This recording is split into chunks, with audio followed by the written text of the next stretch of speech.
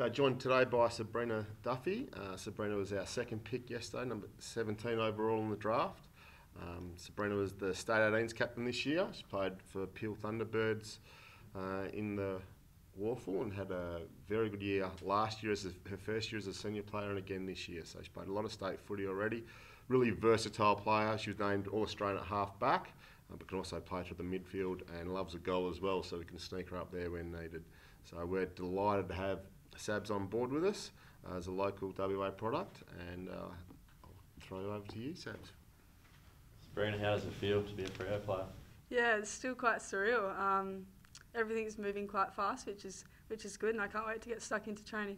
Did you know you were going to get drafted yesterday? Well, you never know until your name's called out, really. So I was just waiting, watching it with my family, and it was cool to get my name called out.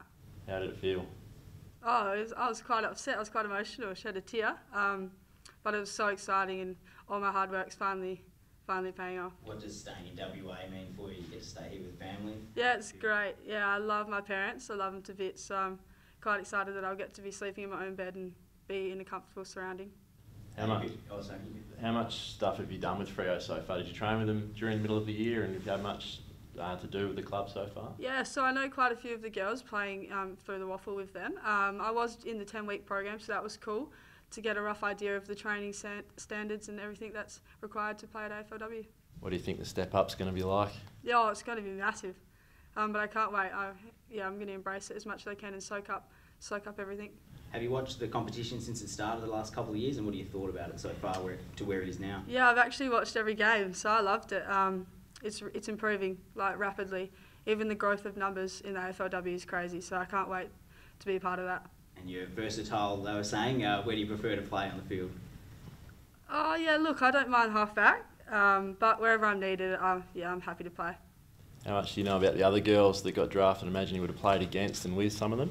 Yeah, so I've played with Matilda, in State 18, so I love that girl. I've also played with Jazzy, so she was my captain 2 years ago. And I've also played against Courtney and Philippa. And who are you looking forward to playing alongside? Is it Cara Donnellan? Is she someone you look up to? She obviously came to your house yesterday, I saw her as well. Yep. Yeah, look, I'd love to play with Juddy. That's obviously going to be a dream. But I really idolise Hayley Miller and Evie Gooch, so it'd be cool just to be able to train with those girls, let alone play with them.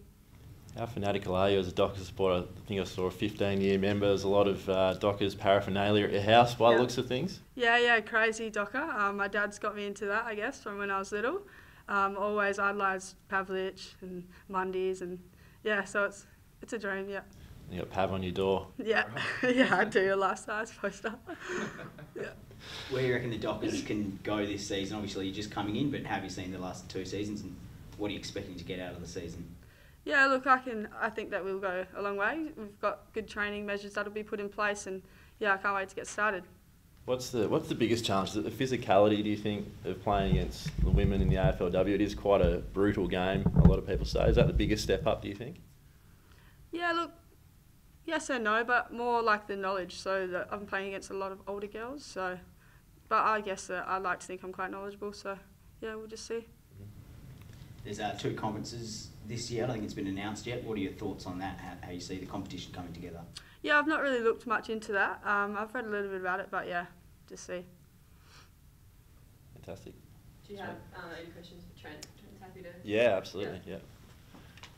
Trent, the draft yesterday, from a club perspective, were you happy with it? Yeah, we were. Obviously, it's different with it being a state-based draft, so we could go in with a good idea of who we're going to take. But it worked out well for us. We're happy with the 8 players we've got, happy with their talent, but even more happy with the character and quality of the people that we're bringing into the program, and they're going to add a lot to it for sure. Your number 1 pick, Jasmine Stewart, what can you tell us about her? Yeah, so Jazz is a left-footer with good penetration. Left-footers aren't big in AFLW at the moment. I think they'll be an advantage having a left-footer running through there. Hard in and under player, but also capable of going to the outside. So she's spent a lot of time in Kambalda growing up and been around different country towns, so that's given her that tougher edge. And she was probably a little bit immature to get picked up.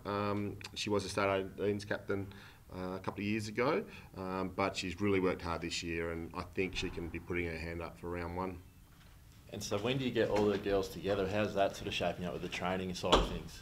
Still up in the air, unfortunately. The AFL and AFLPA haven't quite come to terms yet. We're thinking it should be 14th of November, and the girls are really hopeful that that is the date that we can get started. So that gives us a good lead into that first weekend, which is likely to be that February 2nd weekend for the first game. Fantastic. The conferences, what are your thoughts on it? Are you expecting to play certain teams, or what are you expecting from the AFL? It's a bit up in the air, and it's sort of, there are definitely conferences, but from my understanding, you play everyone in our conference, but you also play 3 teams in the other conference, so it's sort of just 2 games short of a full season. Obviously, it's an advantage to be in the conference that isn't as strong. The way the rankings, I think, will work, because we finished second last year, everyone will be sort of ranked above us, so it won't be easy. But at the same time, if we're going to make finals, we're going to have to beat those good sides. So looking forward to that challenge. And coming in as your first season, do you look at game style, or what's your goal coming in your first season? Yeah, no, we'll definitely change the way we have played in the past, or attempt to at least. Had a big focus in the academy on skills. Particularly picking the ball up cleanly and then using it well by foot. So it'll be the main thing. The game style itself, it won't be rocket science, it won't be too complicated, but we think if we can get those basics right, that's where our improvement will come from. We have a fully fit list. Oh, that's been a bit of an issue. There's been injuries in the past couple of years. A couple of key players have been missing during the actual AFLW. Yeah, it's been a big problem for us. It's been a big focus on our medical side and trying to get that right. The academy process was great because it gave us access to the girls during that time, and we started that process, that 10-week block, with not too many fit players available, but to be able to work with them and work with programs. Kate Starr, our high performance manager's come in, and she's made a big difference in there. So we're quite confident that we should be close to a fully fit list come round 1, and we should see some improvement out of that for sure. Is there anyone that's in any doubt at the moment? No, I think everyone's sort of tracking, if without any hiccups, to be available. Kiara Bowers is the big one. Obviously, hasn't played a game in 2 years, and she's not back in full training at the moment, but she's still on her program that she should be right to play round 1 if everything goes well.